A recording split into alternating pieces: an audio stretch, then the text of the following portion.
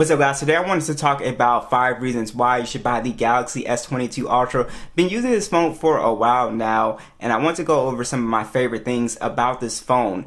So let's go ahead and get started with the display. Every time I use a different phone and then I come back to this phone, I'm always amazed by the display on here. It is a really beautiful panel here. So we're working with a 6.8-inch display. It is dynamic AMOLED display at 120 Hertz. It is also HDR10 plus, and you also have 1750 peak nit brightness, which we will talk about. But the display quality, I think that Samsung still makes some of the best displays that you can get. I personally think this is just one of the best displays out there, mostly because when you're in direct sunlight and you go ahead and go into settings and you turn on your extra brightness feature, man, this thing gets so bright outdoors. It's really amazing. So it's one of the brightest and easiest to look at phones. It doesn't matter if you're at the beach or whatever. This is going to be a really great panel. And overall, you know, just watching content on this phone, it has been a breeze. I really do like it, especially compared to like the 13 Pro that I've been using. It does make a difference as far as the immersive experience. Just really nice. Super slim bezels on here, 90.2% screen to body ratio, punch hole in the middle. It is a really nice display. Some people don't like the curves on this phone. I don't have accidental touches, so that's never been an issue for me. But yeah, I really like the curve. I think it just makes it feel kind of, you know, more premium to me. But the display on here is one of my favorite things about this phone. Now, next is the additional features and basically Samsung's One UI 4.1. So we know now with the S23 Ultra, we get a stylus with this phone now, which I think is pretty sweet. This is Samsung's most accurate stylus too. It literally feels almost instant at this point. You really can't feel any type of lag or anything like that. It is a really accurate stylus. So for people who just want to navigate their phone like this, it is really awesome. And also the reason why I say One UI is because One UI has really grown on me as far as just Samsung putting in a ton of features. So it's a complete opposite of, let's say, the Google stock Android sort of thing here. It has so much stuff to offer in here. So you do have your Samsung desktop support, which I did a video about. Basically, you can beam this to a TV and it's all extremely seamless. It's like screen mirroring if you guys haven't seen the video, but it's even better than that because you can actually still use desktop support and still use your phone like normal. Secure folders is on here. Your wireless reverse wireless charging is on here. Samsung just throws in a ton of features that you won't find in other skins.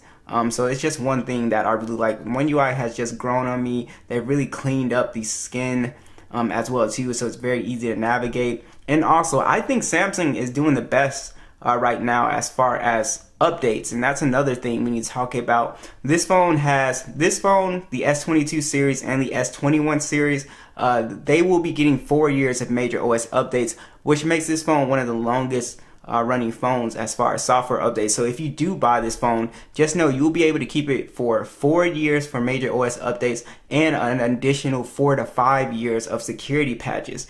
So that is absolutely amazing. So the overall software experience and then the overall features that you get with One UI is just, I think, just next level. Now, I've said this multiple times, and this would be my next thing, is that the camera system, I believe if you're somebody that is really into cameras, I would highly recommend getting the S22 Ultra because you get a lot of options. So if you really like cameras and stuff like that, you get a ton of options. So the S22 Ultra has a 108 megapixel lens, and then you also have a 10 megapixel periscope telephoto lens, and then that does a 10x optical zoom, and then you have another 10 megapixel telephoto lens that does 3x optical zoom, a 12 megapixel ultra wide, and then you also have a macro mode. It shoots in 8K 24 frames, and then you also have a 40 megapixel selfie cam on here that shoots in 4K 60, and this phone is capable of going up to 100 times zoom, and you guys should be seeing some shots right here.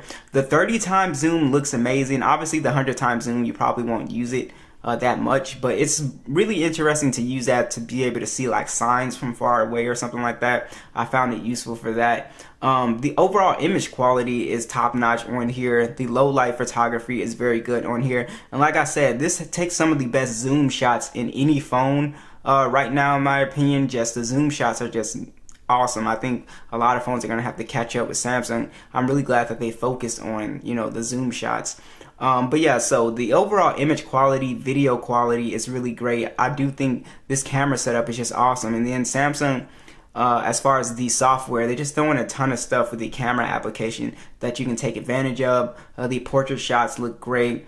Everything just comes together really nicely with the camera system on here. So I really like the cameras.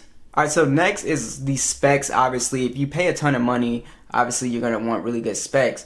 Now, this phone does have the newest Snapdragon 8 Gen 1, and then it has the Adreno 730 GPU. But this year you have no SD card support, so that's why this is a little lower on my list this time. And then you have 128 gigs and 8 gigs for the base storage, which is also something I really don't like.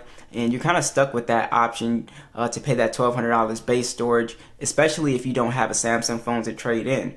But other than that, I do have that model, and this is still a really fast phone, so I can't really complain and say that it's slow or it's closing out applications and stuff like that. So far, it's been a really good experience as far as the speed on here. My only issue with this 8 Gen 1 processor is that sometimes it can get a little bit hotter than I would like to with overall gaming performance. So that's one thing that you kind of got to watch out for. It just gets a little uncomfortable to the touch if you're playing games like Fortnite for a long time, anything that's like super demanding. But other than that, for the casual user playing PUBG, Call of Duty, this works perfectly fine. So that's one thing that I really like about this phone. It's just like super speedy, super snappy, even with the base model. So I really can't complain about the speed, but overall, you know, performance on here is really good. Gaming performance is really good. Alright guys, last is going to be the battery life. So this phone still has pretty good battery life, but Samsung hasn't really upgraded the battery life from the Note 10 Plus to the Note 20 Ultra, even the S21 Ultra. This phone still has about the same battery life, so if you guys can go ahead and watch that drain test. But it's not really a complaint because the battery life is good on here. I can get about a day and a half of a screen on time out of here, so you can easily get well over 6 hours of screen on time. But I would like to see an improvement with the battery life with the upcoming S23 Ultra. But overall, the battery performance is really nothing to complain about. It's still pretty solid and will easily get you through a full day's use. So the S22 Ultra is a really good phone. I really love the design on here as well. It's just, you know, a side quest. I just like the design on here. I like that they got rid of the camera bump. I think it looks extremely clean. The only thing about that is that it picks up a lot of dust around here, which is fine, but you know, you kind of have to wipe it down a lot. But I do really love the finish on here, the matte finish.